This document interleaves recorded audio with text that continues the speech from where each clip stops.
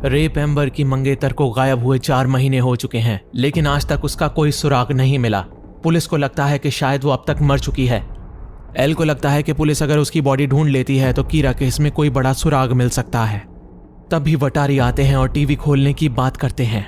Tapes channel वाले play करने के लिए बिल्कुल तैयार थे। खबरें देने से पहले एंकर बताते हैं कि 4 दिन पहले उन्हें उनके ऑफिस में ये टेप्स मिले थे और ये टेप्स उन्हें कीरा ने भिजवाए थे। पहले टेप में कीरा ने जिन 2 अपराधियों का जिक्र किया था वो ऑलरेडी कल मारे जा चुके हैं।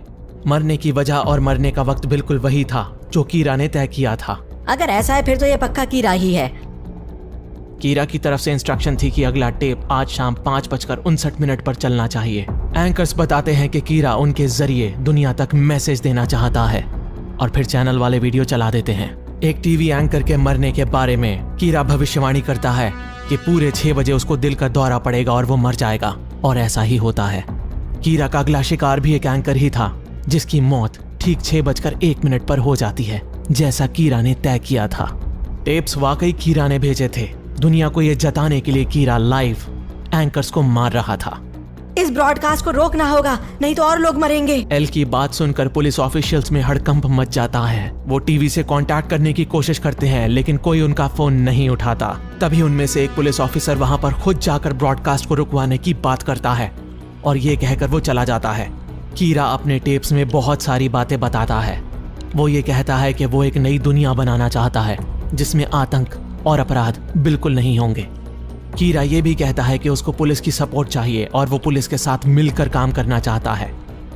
हॉस्पिटल में मेरे डैड भी ये खबरें देख रहे होते हैं। मेरी मॉम टीवी बंद करके बोलती हैं कि उन्हें ये सब देखने की जरूरत नहीं है और आराम करने की जरूरत है, लेकिन मेरे डैड के दिमाग में तो कुछ और ही चल रहा था। एल की टीम से police officer directly TV station पहुंच जाते हैं। वो दरवाजा खोलने की और खुलवाने की कोशिश करते हैं लेकिन अंदर मौजूद गार्ड उन्हें मना कर देता है। उसके बाद वो जैसे ही फायर करने लगते हैं तभी उन्हें दिल का दौरा पड़ता है। वो अपनी बेल्ट में मौजूद बटन दबाने की कोशिश करते हैं लेकिन उससे पहले ही उनका दम निकल जाता है। बाकी पुलिस ऑफिशियल्स जब टीवी पर अपने साथी को ऐसे पड़ा हुआ देखते हैं तब उन्हें जबरदस्त झटका लगता है। एक और पुलिस ऑफिशियल वहां पर जाने की बात करते हैं और एल उन्हें रोक लेता है। वो ऑफिसर इस बात का हवाला देता है कि कोई फेक आईडी काम नहीं कर रही है। कीरा ऑलरेडी उनका नाम जानता। हो सकता है कीरा को तुम्हारे नाम पता हो, लेकिन अगर वाकई उसे सबके नाम पता होते तो वो ऑलरेडी सबको मार चुका होता। फिलहाल मुझे लग रहा है कि कीरा ने सिर्फ चेहरा देखकर ही उन्हें मार दिया। मुझे लगता है कि कीरा जरूर उस बिल्डिंग में या फिर आसपास मौजूद है और वो सबको आते जाते हुए देख रहा है, इसलिए मुझे लगता है कि किसी का भी वहाँ जाना खतरे से खाली नहीं है। कीरा पुलिस से जवाब चाहता है। वो 2 टेप्स को छोड़ता है जिनमें एक टेप तब चलेगा जब पुलिस हाँ कहती है और दूसरा टेप तब चलेगा जब पुलिस ना कहती है।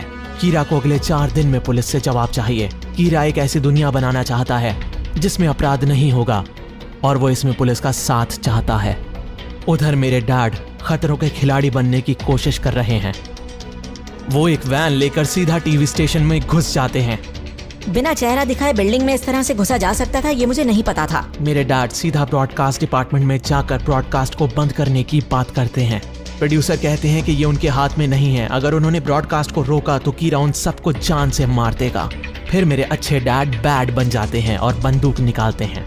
मेरे डैड प्रोड्यूसर से सारी कॉपीज मांगते हैं और कहते हैं कि अब एक भी टेप कीरा के इशारे पर नहीं चलना चाहिए। तभी टीवी स्टेशन के सामने एक और पुलिस की गाड़ी आती है। एल डेप्यूटी डायरेक्टर को फोन मिलाने के लिए कहता है। हेलो अंकल, मैं एल बोल रहा हूँ। अगर आप मेरी बात सुनेंगे तो हम बहुत सारे पुलिस वालों की जान बचा सकते हैं। और अगले ही पल वो दोनों पुलिस ऑफिसर्स भी अपनी जान से हाथ धो बैठते हैं। ये सीन देखने के बाद डेप्यूटी डायरेक्टर के पास एल की बात मानने के अलावा और कोई चारा नहीं बचा था। मेरे डैड एल से बात करते हैं और उन्हें बताते हैं कि उनके पास अब सारे टेप्स मौजूद हैं और वो उन टेप्स को मेरे पास लाने की बात करते हैं। दूसरी लाइन पर एल डेप्यूटी डायरेक्टर से बात कर रहा होता है और उनसे पूछता है कि क्या सारी तैयारियां पूरी हो चुकी हैं, जिसके जवाब में डेप्यूटी डायरेक्टर हाँ बोलते हैं। एल मेरे डैड को फ्रंट डोर से बाहर आने के लिए कहता है ठीक 5 मिनट के बाद। मेरे डैड बहुत डर रहे थे लेकिन वो जानते थे अगर एल ने कहा है तो कुछ सोच समझ के ही कहा होगा। वो बाहर आते हैं और देखकर उनकी आंखें फटी की फटी रह जाती हैं। बाहर एक बहुत बड़ी पुलिस फोर्स तैनात है। सबने अपने चेहरे ढके हुए हैं और वो ये भी जानते हैं कि कीरा वहां पर मौजूद है, लेकिन वो बिल्डिंग में नहीं है। मेरे डैड वहां से निकल जाते हैं सीधा एल की तरफ। पुलिस अपने काम में जुट जाती है, लेकिन कीरा वहां से रफू चक्कर हो जाता है। पुलिस कीरा को साफ शब्दों में अपना संदेश भेजती है कि वो कीरा के साथ कोऑपरेट नहीं करेगी। पुलिस दुनिया को बताती है कि कीरा अब एक खतरा बन चुका है और उसे खत्म करना बहुत जरूरी हो चुका है। डैड हॉस्पिटल में एडमिट थे और वो ऐसी बुरी हालत में सीधा टीवी स्टेशन पहुंच गए थे। वो सारे टेप्स एल को दे देते हैं और उसके बाद आराम करने चले जाते हैं। जिस एनवलप में टेप्स टीवी स्टेशन तक पहुंचे थे, एल उनको देखता है। एल को कुछ गड़बड़ लग रही थी। एल फर्दर टेस्टिंग के लिए लैब में कुछ चीजें भेज देता है। फिलहाल कीरा को पकड़ने के लिए मेरा टेप्स को देखना बहुत जरूरी है। कीरा ने हाँ और ना के जो टेप्स थे उसमें बहुत सारी कंडीशंस को भेजा था। अगर पुलिस हाँ कहती तो उसे कीरा की कुछ शर्तें माननी पड़ती, जैसे कि उसे पुलिस डिपार्टमेंट से क्रिमिनल्स के नाम चाहिए ताकि वो लगातार क्रिमिनल्स को मौत के घाट उतार सके। और वो ये भी चाहता था कि अगर पुलिस ऑफिशियल्स हाँ जवाब दे रहे हैं तो पुलिस ऑफिशियल्स को और एल को सबके सामने टीवी पर आना होगा। ऐसा करने से पुलिस ऑफिशियल्स और एल दुनिया के सामने और कीरा के सामने आ जाएंगे और जरूरत पड़ने पर कीरा उन्हें अपने रास्ते से हटा देगा। ना वाले जवाब के टेप को एल सीधा टीवी स्टेशन भिजवा देता है और कहता है कि इसको प्ले करवा सकते हैं। उस टेप में था कि अब डायरेक्टर जनरल ऑफ एनपीए को अपनी जान देनी पड़ेगी या फिर एल को अपनी जान देनी होगी। कीरा सोचने के लिए 4 दिन का वक्त देता है। पुलिस को फैसला करना था, या तो डायरेक्टर जनरल की जान जाएगी या फिर एल अपनी जान देगा। आखिर ये सब हो क्या रहा है? लगता है कि मेरा कंपटीशन आ गया है ना र्यूक? लगता तो कुछ ऐसा ही है।